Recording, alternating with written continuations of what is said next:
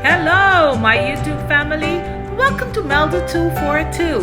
If you're here for the first time, I am Melda. You are welcome and God bless you.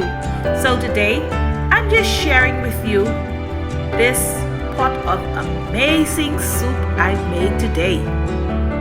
Oh my word. And I paired it with a pot of fluffy white rice. I made this soup with what was left over from our holiday ham and turkey. I added spinach, potatoes, corn, carrots. A little of everything is in this soup, and it is so delicious. So whatever you have left over from your holiday ham and turkey, use it. Make something delicious for your family today. This would keep them warm and comfortable. Thank you for watching.